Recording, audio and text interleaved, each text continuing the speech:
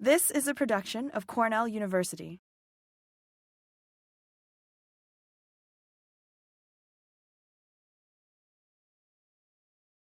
I would like to start the story from this global carbon budget figure. In the upper part of this figure is the anthropogenic emissions by fossil fuels and the land use change, what we call carbon sources. And on the lower part of this figure is the destinations, the three destinations of those anthropogenic emissions, including ocean, land, and atmosphere. Let's focus on the land sink here. So first of all, you may notice an increasing trend. This is due to the CO2 fertilization effect. And also apart from this increasing trend, you can also see large year-to-year variations, which we call intra-annual variations of this land sink. And this is largely regulated by climate variations. So with such a large intra-annual variation and climate impact, we may wonder, how about the future? So under the climate change in the future, well, this land carbon sink can still offset our carbon emissions. So to answer this question, people usually use Earth system models to simulate vegetation dynamics and the carbon exchange. So here is a prediction from different models. You can see that although most of the models can fit the historical data well, they have large uncertainties for future projections. Also, if you look at this figure, this shows the carbon sequestration across the latitude. You can also see large uncertainties, especially in tropics. So why? Because those large uncertainties mainly result from imperfect representation of Earth system models. For example, the climate interactions between climate and vegetation. Because we have limited knowledge, so we need to know where to get those knowledge about the climate vegetation feedback. So actually, the observations of intra-annual variations may provide a great opportunity for us to understand how vegetation and climate are interacted, especially to find out the key regions that controls the land carbon sink variations, and we can quantify their climate sensitivities. To do that, I plotted the global time series of net biosphere exchange between atmosphere and the land. And here you can see that there are ups and downs, mostly regulated by climate variations, such as El Nino and La Nina events. And here I also plotted the signal from tropics. You can see that the tropics dominantly control and contribute to the intra-annual variation of global NBE. And further, I also separated the two major types of ecosystems in tropics, the tropical rainforests and the tropical semi-arid ecosystems. Here I quantify their contribution, their separate contribution to the global signal. I found that tropical semi-arid ecosystems have a much higher contribution to the tropical rainforests compared to the tropical rainforests. But if we account for the area difference, we actually see a much higher contribution per area in those tropical rainforests than the tropical semi-arid ecosystems. So basically, the analysis here shows the importance of both types of ecosystems in tropics, and we need to separately quantify their climate sensitivities of net biosphere exchange. But before we do that, there is one more step. Think about the components of net biosphere exchange. So actually, it is composed of different carbon fluxes, including GPP, the photosynthesis at ecosystem level, and respiration and fires. And each individual component may be governed by different mechanisms. So we need to quantify them separately and then separately evaluate their climate sensitivities. But it is not very easy to quantify those individual carbon fluxes. For example, let's take GPP as an example. So usually we use anti-covariance flux tower to measure net ecosystem exchange. And then this can be further partitioned into GPP and respiration based on certain assumptions. So here, this photo shows a flux tower our group installed at Musgrave Farm. And usually we consider such measurements of GPP and respiration as ground truth. But the issue of such approach is that they can only measure at a local ecosystem with limited spatial scale. And those towers are not globally distributed. If you look at this global distribution of flux towers, you can see that actually the majority of the regions in tropics are blank with limited sites. And this is the region of our interest of this study. So to overcome this issue, people sometimes use remote sensing satellites to provide additional information. For example, those satellites can usually measure reflectance at different wavelengths, and then to calculate vegetation indices such as NDVI and EVI from those reflectance. Those vegetation indices are mostly grayness based. And because those satellite measurements are globally available, so therefore can be used for upscaling those flux tower measurements. But the issue of such approach is that those vegetation indices cannot fully capture the variation of GPP. For example, as the figure shows here, you can see that those 4 vegetation indices, commonly used vegetation indices, does not have enough explanatory power for estimating GPP, and some with also with nonlinear relationship. And in 2011, there was a new game changer, the SIF, called Solar-induced Chlorophyll Fluorescence, a new vegetation signal. And here is the first global map of SIF retrieved from satellite GOSAT. And furthermore, people found that there was a great linear relationship between GPP and SIF. So this suggests that SIF may provide a promising pathway for GPP estimation. And so what is SIF? So SIF is called solar-induced chlorophyll fluorescence. And when lights are absorbed by chlorophylls, some of the energy will be used for photosynthesis, and some will be dissipated as heat. And a very small portion of the energy will be re-emitted out of the vegetation, and that is chlorophyll fluorescence, SIF. And SIF is an optical signal, and here is the spectrum of SIF, mostly covering red and the far red region. And SIF is in particular useful for estimating GPP because it contains both structure information, like how much light is absorbed in total, and the functional information, how those energy was partitioned into different pathways. And think about, let's look at these 2 conceptual equations that are usually used for estimating GPP and SIF. So GPP can be estimated by the product of PAR, the photosynthetically active radiation, and times F PAR, the fraction of PAR being used, and then times a light use efficiency term. And SIF can be modeled in a similar way, with this light use efficiency term replaced with that for SIF and times a factor epsilon to account for the probability of SIF escaping from the canopy. And here, as I showed, so it basically contains 2 kinds of information. The structure information as represented as PAR. So this kind of information can usually be represented and estimated by vegetation indices. But for light use efficiency information, such functional information can only be provided by SIF uniquely. So that's why in the previous slide, we see a better scalability of GPP, of SIF to GPP. And in addition, also because of this functional information, SIF has better capability of early drought or early stress detection. Because those functional changes usually occurred earlier than the structural changes.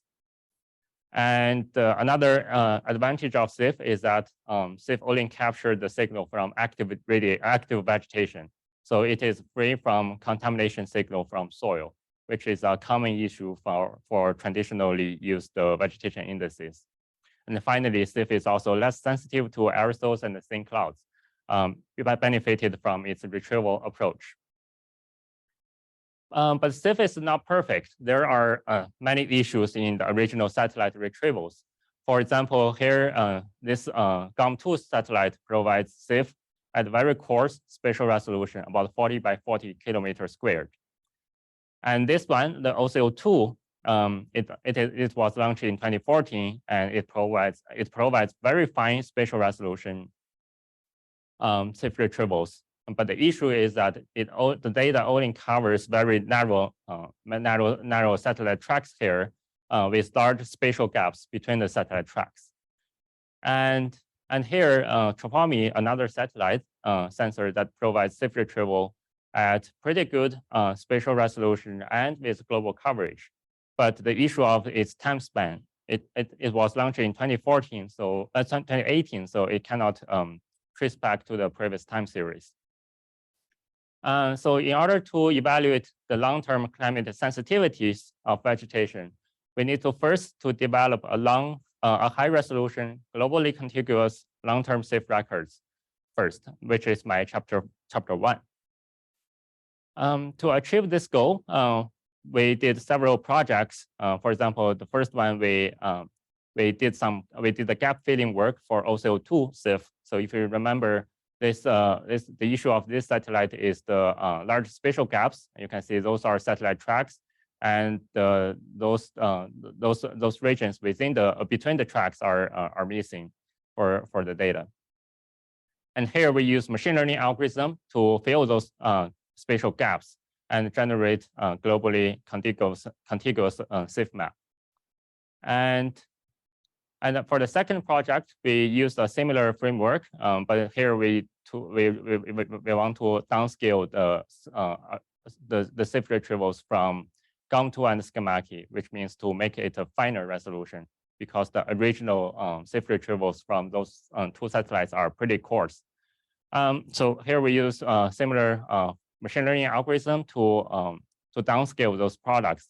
So here you can see that our downscaled SIF products can greatly capture the fine spatial resolution, the spatial resolution of original SIF, but providing more spatial details.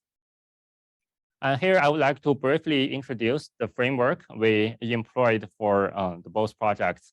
So here for both projects, we utilized a strategy that combines machine learning and physiological constraints. Specifically for both projects, we use modest 7-band surface reflectance as predictors, which is provided at fine spatial resolution and with global coverage. So we first resample that to match the SIF along the orbits or SIF at coarse resolution, and then feed them into the machine learning model. And after the model was calibrated, we then use the fine resolution predictors, the modest surface reflectance, to generate a global SIF map at 0.05 degree. And for the second project, we also used a data fusion technique to merge the two data sets together to generate a long-term record from 2002 to 2018. And especially considering that those predictors, the surface reflectance, may provide a lot of information about this structural function, but not much about the functional information. So in this work, we stratified our machine learning models by time and the biome, or time and the space, to implicitly constrain such land use efficiency information in our product. So we did a number of applications with different data sources. First of all, we validate our products with original satellite SIF retrievals. Here, take the downscaled SIF as an example. So we re-aggregate it back to the coarse resolution and compared with the original SIF measurements. We found that they match pretty well, and here shows the spatial map of prediction residual, the difference between observations and the predictions. So we show that our downscaled SIF product can greatly preserve the spatial and temporal variations of original SIF retrievals. And after that, we also did some validation work with independent airborne measurements. This airborne data was collected from various systems, ecosystems in North America, including croplands and the forests. And those airborne measurements are provided at very fine spatial resolution. So we aggregated that to 0.05 degree to match our downscaled product. And here we show that our downscaled SIF product can successfully capture the fine spatial variation revealed by the airborne data. And finally, we also did some validation with independent ground measurements to validate its temporal variation. Here we selected the ground data was collected from a tower installed at conifer forest in Naval Ridge. And a special feature of this forest is that you can see here in panel B, there are strong seasonality in GPP and SIF. But when you look at greenness or light absorption, we don't see such a strong seasonality. This is because when you think about these conceptual equations, this is because those forests are mainly driven by functional changes, like the light use efficiency, but but not much about the structural changes like greenness. So in this work, in this part, we compared our downscaled SIF product in black dots here. We found that our downscaled product can greatly capture the temporal variations due to the functional changes, which means our products can successfully capture those functional information, although we use the reflectance as the predictors. So with this product, we explored a number of applications. For example, in my chapter 3, I evaluate dryland vegetation dynamics in response to water availability. And in my chapter 4, I used the SIF data to quantify the carbon uptake and evaluate climate sensitivities in tropical rainforests. And we also, because SIF is highly correlated with vegetation productivity, so we also try to use SIF data to estimate crop productivity and yield in US Corn Belt and the India Wheat Belt. And we also tried explored its applications in social economics. For example, in this project, we collaborated with professors at Dyson School and the Department of Statistics to use SIF along other predictors to predict the poverty and the malnutrition prevalence in some food insecure countries in Africa and Asia. Because those countries are highly agriculture based, so those index prevalence, those predictors, so those poverty indicators can be highly associated with agriculture productivity, therefore can be estimated by SIF. And also we use the SIF data to evaluate the land restoration project led by World Bank in Ethiopia. So this is so far the most ambitious such project in the world. In this study, we found that such program can greatly enhance the drought resilience in those lands. And if you have further interest, I would highly recommend you to read the 2 companion reviews about SIF theory, data, and applications our group published last year. So after chapter 1, I would like to briefly introduce my chapter 2. So in this project, we actually originally planned to construct the full dynamic cycle of SIF from OCO3. So OCO3 is another satellite sensor that provides SIF retrievals. A very special feature is the dynamic sampling strategy, as you can see here in the illustration. So while most of the satellites provide acquired data at the same time of day for each overpass, so this satellite can acquire data at different times of day for each different overpass, therefore can provide important information about the diurnal variation. But we changed our plan, and we ended up with doing a similar work, but to construct a full dynamic cycle of land surface temperature and evapotranspiration from ecostress. So ecostress is a new generation mission led by NASA for water monitoring. It measures LST and estimates ET at very high spatial resolution at subfield scale.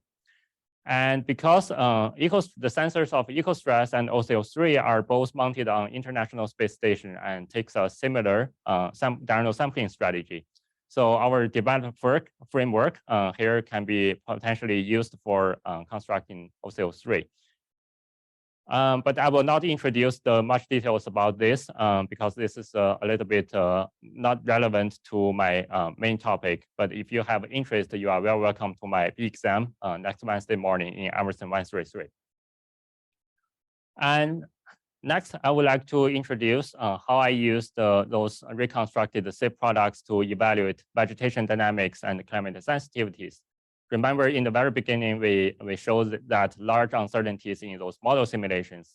So we would like to use the observations of intra-annual variations to constrain those models. So for chapter 3, I did some work in the tropical drylands. Here, I specifically interested about the drylands in Horn of Africa. So this region is becoming increasingly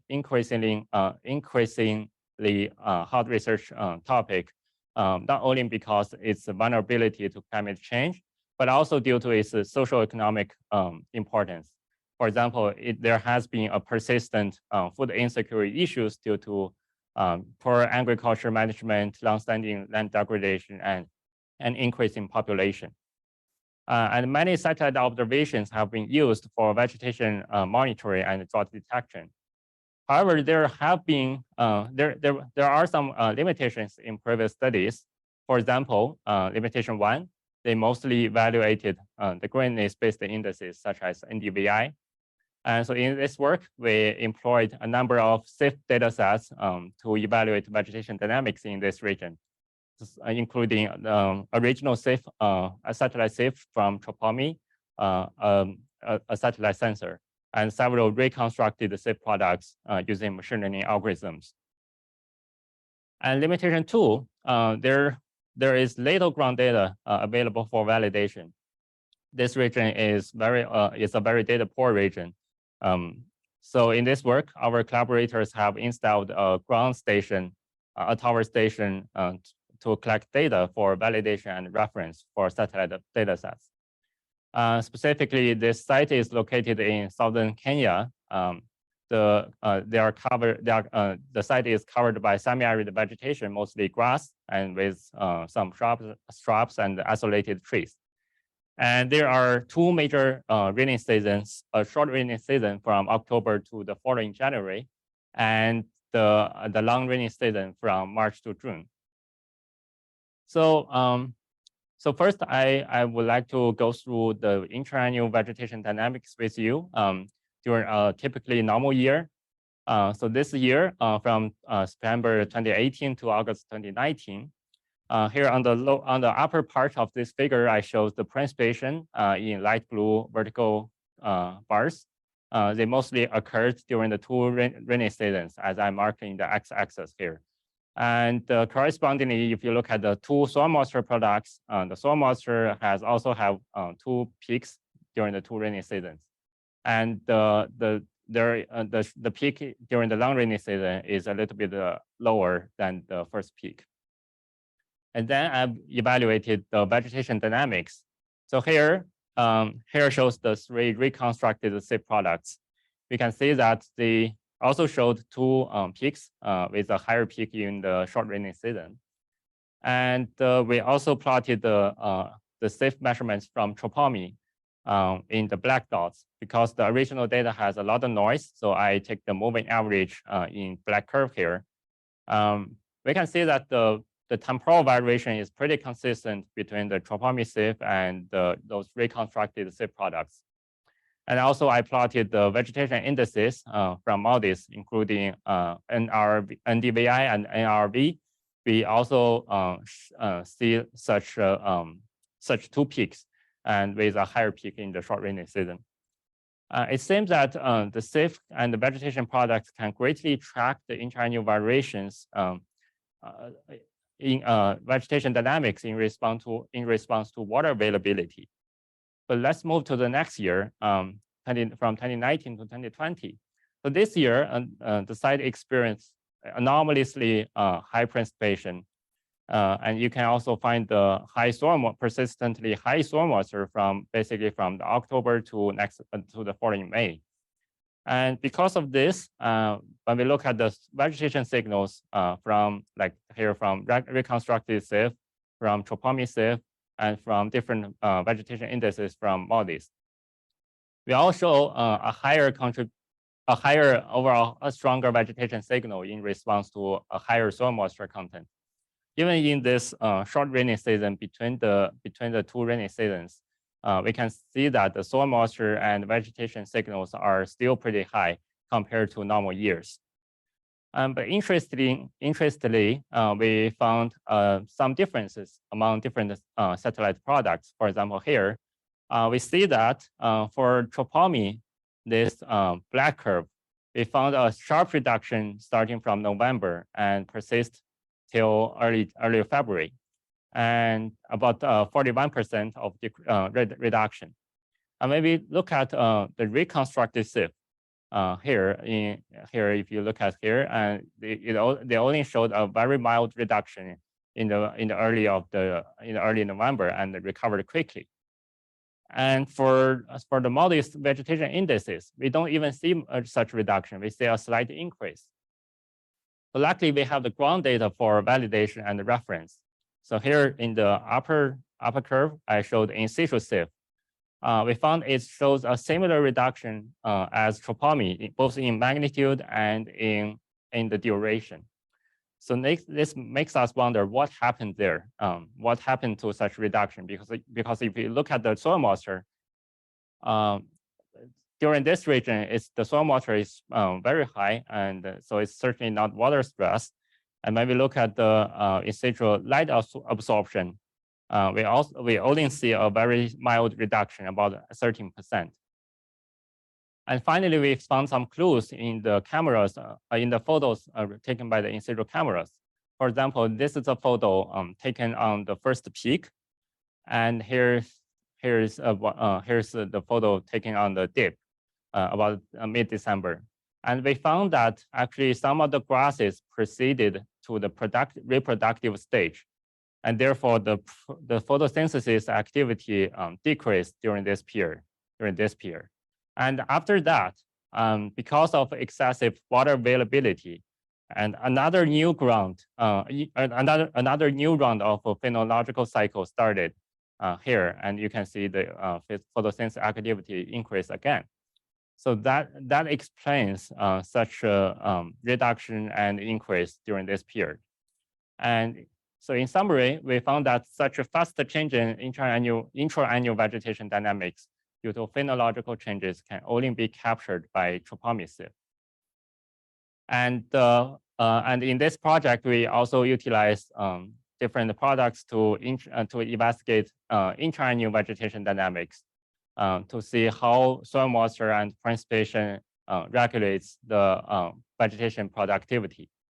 So here I shows the precipitation intra-annual variations for short rainy season and long rainy season. And here shows the soil moisture. You can see they both match pretty well with each other. And here I shows the vegetation indices by SIF and the NIRV. They are also highly correlated. But interestingly, when I calculated the correlation between precipitation, soil moisture, and vegetation signals, I found an asymmetrical response. Here, let me explain that. So this figure shows, this bar plot shows the correlation between SIF and the precipitation and soil moisture. The last two bars are the correlation between SIF and the precipitation. We see a much higher correlation for precipitation, about 0.9, but for soil moisture, we only see a correlation of 0.7. But when we move on to the long rainy season, we see that the pattern just got reversed. we see a lower correlation with precipitation, but a higher correlation with soil moisture. And this also holds for all the other vegetation signals like vegetation indices and other SIF products. So why? We would like to explain that. So our hypothesis is that during the short rainy season, the soil moisture is very low after a long dry season from July to September. Therefore, precipitation can instantly stimulate vegetation growth. But for long rainy season, some of the water may be carried over from the preceding rainy season. For example, as we saw in 2020, and those part of the water can be utilized by plants, especially those with relatively deeper roots. To test our hypothesis, we compared the soil moisture profile at the beginning of long rainy season and the short rainy season here.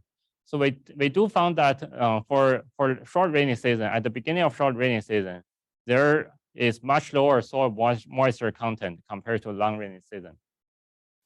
Especially in the top layers, like 50 centimeters. And those layers, the water in those layers are very critical for vegetation growth, especially for the grasses at this site. And as for implications, because previous studies have showed that there might be a projected precipitation shift from long rainy season to short rainy season in the future. So such asymmetrical response between long rainy season and short rainy season should be considered in the model simulations. So that's for chapter 3. And in chapter 4, I further evaluated the climate sensitivities of tropical rainforests. And in this project, I specifically look at the difference between Amazon and Congo rainforests, with the two largest tropical rainforests in the world. And there are some studies that already reported the inherent differences between the two regions. For example, in this paper, they found a difference in wet-dry season contrast between the two regions. So here, this map shows the difference between SIF, between the productivity, the difference in productivity between the wet season and the dry season. So here you can see that for Amazon regions, the majority of the region shows a dry season increase in productivity. While for Congo, the whole region basically show a productivity decrease during the dry season compared to the wet season. And furthermore, this also attributed to such differences to hydrological difference, hydroclimate difference, especially the annual precipitation, with a threshold of 2,000 millimeters. And also there are some ground studies, there are some studies with ground measurements showing differences in microecology in those two tropical forests. For example, from here, we show that so Amazon is in this blue shape and the Congo is in this orange shape. We see that Congo has much smaller species richness and smaller and less stem density, which means less trees, but with a higher carbon stocks. So this makes me wonder whether the two tropical rainforests have differences in their interannual climate sensitivities and environmental control. So in this paper, I evaluate such differences. So here, I would like to briefly introduce the data sets I used. Still think about the different components of MBE. So for MBE, I use 4 atmospheric inversion data products. And for GPP, I use the 3 GPP products based on SIF and reflectance. And fires from a commonly used fire database, and the respiration, because there is no global graded respiration data product. So we just calculate that as the budgeted residual of all the other carbon component fluxes. And for methodology, we employed a novel causal inference framework, because instead of conventionally used correlation-based metrics, because we believe such correlation-based metrics, such as lagged correlation or partial correlation, can be susceptible to autocorrelation and collinearity among different Earth system variables, such as carbon fluxes and the environmental drivers. So here shows our results. This figure shows the environmental control of GPP from air temperature, PAR, the light radiation, VPD, and the soil moisture. So here, please pay attention to the horizontal bar, which is the average across different data products. So here we see that both rainforests doesn't show a strong sensitivity to air temperature, but they have a differential response to other variables. For example, compared to Amazon, and Congo shows a lower sensitivity to PAR, to light radiation, but a stronger sensitivity to VPD and soil moisture. And especially looking at this soil moisture sensitivity, we found basically there is zero causal strength or zero climate sensitivity in Amazon, while Congo shows a pretty high climate sensitivity of soil moisture. And we also evaluate MBE and respiration. We also see such pattern. So this makes us wonder about the underlying mechanisms of such differential soil moisture response. We came up with two hypotheses. Hypothesis one is about the differences in hydroclimate. We hypothesize that Congo may have less water availability than Amazon. Therefore, vegetation may be more affected by the soil moisture deficit.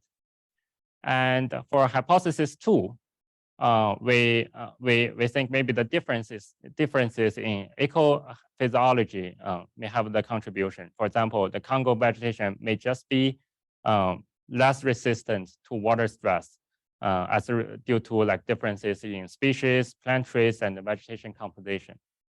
So to test our hypothesis, first the hypothesis, we compare the hydrological variables, including, for example, here I shows the Amazon indeed has a higher precipitation than Congo, and higher soil moisture, and also higher aridity index. So aridity index is calculated as the ratio of precipitation and potential ET. So basically the water supply and water demand. And with higher, come back. Okay. With higher aridity index, we show a higher, with higher index, this means the region is better. So in summary, from those analyses, we found that Congo indeed has less water availability than Amazon rainforests. And for hypothesis two, to test this, we need to first control the first factor, the differences in hydroclimate. So in this work, we grouped the pixels in both regions into different aridity index groups, and we assume that within each. We had a fire alarm. We're back for the last 5 minutes or so. Yeah. Thanks for being back safely. So let me think where we got. Sorry. Yeah, where are we? I think we just talked about the hypothesis two. So here I grouped the pixels in two regions into the same two different aridity groups here. So we assume that within the same group, their hydroclimate conditions are similar. So after we group that, control the differences in the hydroclimate, we then evaluate whether there are still some differences between Amazon and Congo. And the answer is yes, we still see such separation here. So this means there could be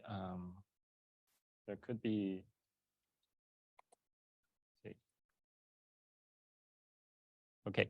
So this means in addition to hydroclimate factors, difference in hydroclimate factors, there might be some differences in ecophysiology that contribute to such differential soil moisture sensitivity between Amazon and Congo.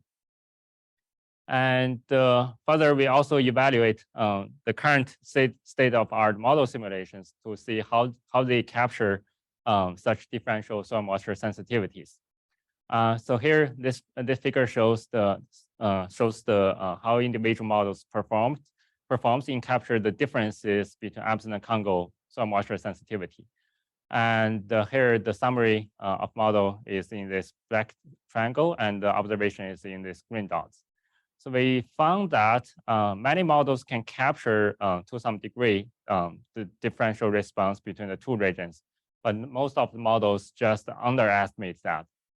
And to get a clue, we also separately evaluate the two factors of those models for hydroclimate factors, because those models simulate soil moisture.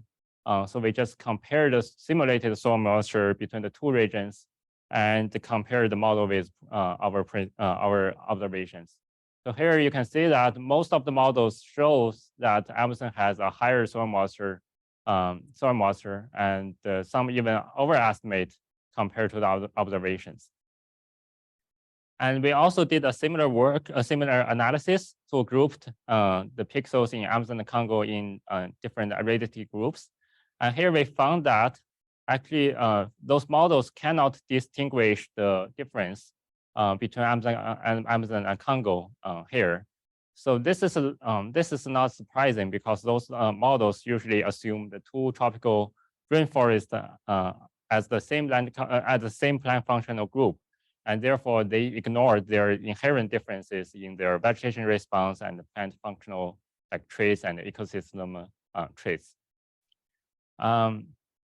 Yeah, so that's all for this part, and a very quick summary about the whole analysis, whole research. In chapter 1, to resolve the limitations of original satellite retrievals, I developed machine learning using machine learning algorithms to develop high resolution, globally contiguous, and long-term safe records. And we tested it with a number of applications in ecology, agriculture, and social economics.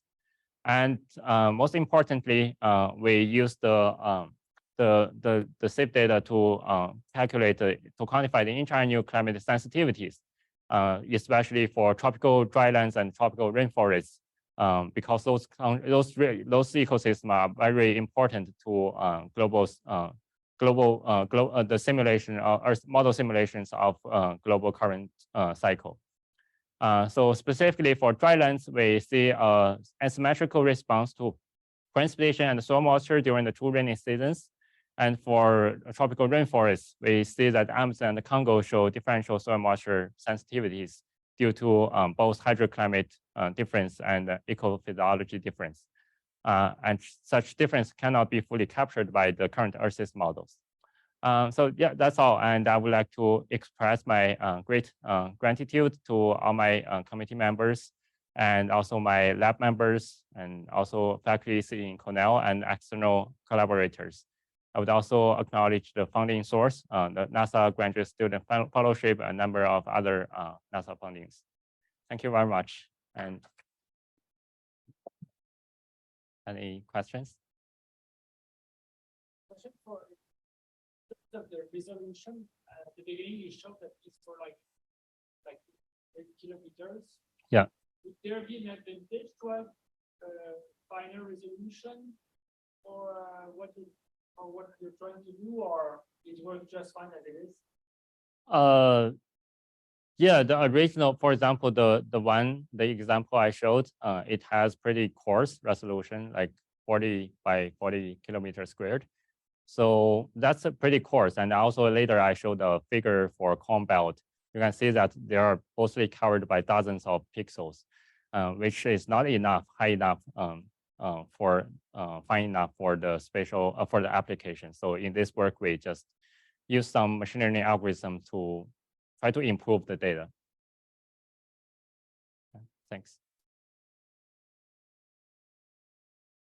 Question about the last chapter, so you're talking in Congo versus the Amazon. I'm wondering so this is a what if question. With that differences, the asymmetrical differences between the two, what effect would that have on, or what kind of effect would that have on policy of the day, in a sense, from a carbon flux perspective.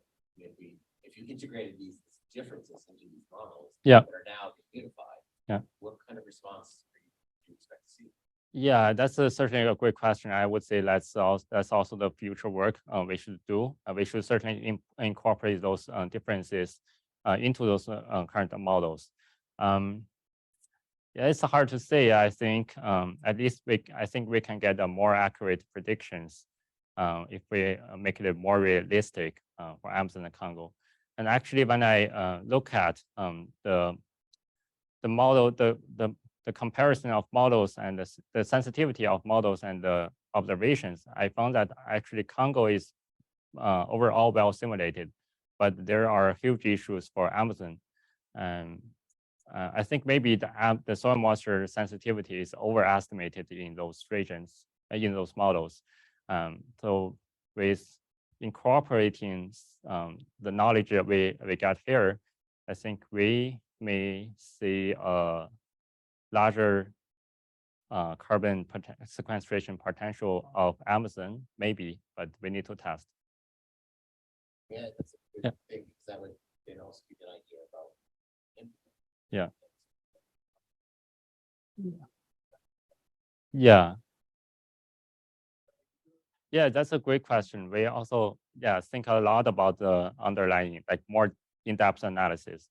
So if you remember in the beginning of this chapter, I showed the ground data shows Congo has overall fewer species richness, which could make it less resistant to water stress. And also Congo has a fewer stems, basically fewer trees, but larger carbon biomass. So that means there might be more larger trees in Congo, and those larger trees may be more susceptible to to soil moisture stress as well.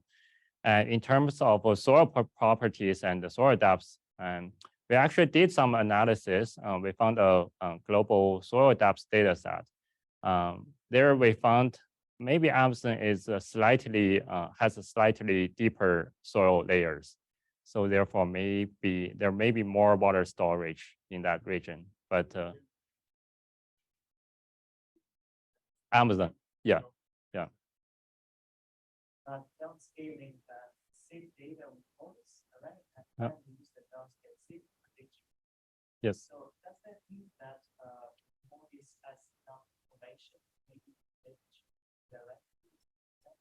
Yeah, that's a great question. We are also have a lot of discussion about that. So if you remember in the methodology, the framework I showed for downscaling, we actually use a strategy that combined machine learning and physiological constraints. Because we believe those modest reflections can only provide structure information, but not much about the light use efficiency information. So we trained the model we stratified the model in local window and local time step. Therefore, the light use efficiency can be constrained by implicitly constrained by the original safe measurements. Does that answer your question? Yeah, thanks. Oh, yeah, I can check. Oh, Lin Chen said, let's talk. Quick question about last part. Quality of vegetation products may have issues in tropical regions. Could you comment on that? Consider this and background. Oh, so this question, you can see that. So this question asks about the last chapter about the quality of vegetation products in tropical regions. Yes, that's indeed a concern, and that's why in the first chapter, I want to use SIF to do this analysis, because we think SIF may provide more accurate quantification or estimation for GPP. But still, we should acknowledge such uncertainties, and also not only vegetation products, but also like soil moisture products. We also see large uncertainties in tropical rainforests. So those also should be considered in this analysis. Thanks. Yeah, so that's the only question. And thank you very much for being here. And This has been a production of Cornell University, on the web at cornell.edu.